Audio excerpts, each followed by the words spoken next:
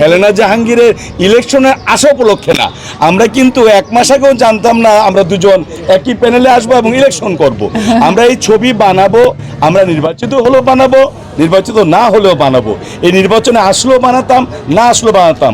আর আমরা আরও 6টা ছবির আমরা কাহিনী দিচ্ছি ছোটোখাটো ব্যাপারে, ছোটোখাটো কাহিনীগুলি সেটা আরও বড় করছে। আমাদের উদ্দেশ্য আছে, জানেন যে হেলেনা জাহাঙ্গীর এই শিল্প প্রতিষ্ঠানে বিভিন্ন কাজ করছেন। উনি মিডিয়াতে কিন্তু হঠাৎ করে আসেন যে হেলেনা জাহাঙ্গীর হঠাৎ করে কিভাবে শিল্পী সমিতির ইলেকশন দাঁড়ালো। হেলেনা জাহাঙ্গীরের সাথে আমি এই পর্যন্ত 7টি ছবিতে অভিনয় করেছি, এটা হয়তো অনেকেই জানেন না। সে কিন্তু ভাইয়ারেও কিন্তু আমরা করেছি এবং ভাইয়ারের দ্বারা পরিচিত হয়েছে। একটা কথা বলেছে যে একটা মানে এটা অন্যভাবে, আমরা না অনেক সময় শব্দ চয়ন করতে যে প্রত্যেকভাবে শব্দটা সেইভাবে চয়ন, উনি অজু করার কথা বলেছে যে এটার মধ্যে কোনো নোংরামি নেই, এটার মধ্যে কোনো নেই, এইসব কথা আমরা বলেছি। এবং এই কথা বলে ভাইরাল হওয়া ভালো, কেন ভাইরাল হলেই কিন্তু মানুষের আকর্ষণ জন্মে, আকর্ষণ মানে তার কর্ম দ্বারা প্রকাশ পাবে যে সে কি ধরনের ছবি বানাবে, সে কি করবে।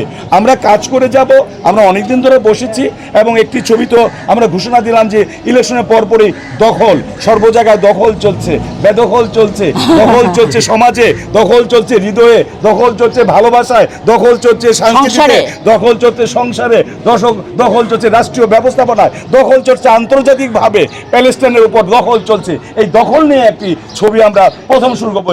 দখল মানে সেই দখল, আপনারা যে দখল চিন্তা করছেন সেই দখল দেখতে পারবেন আমাদের হেলেনা জাহাঙ্গীর। কিন্তু আমরা এই যে 6টি ছবি করবো, এটি কিন্তু এই বছর না, আমরা গত বছর থেকে এটা পরিকল্পনা করেছি। আমি তার এই মানে প্রোডাকশন হাউসের প্রধান উপদেষ্টা।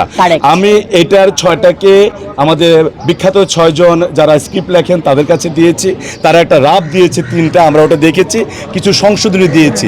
এটা কিন্তু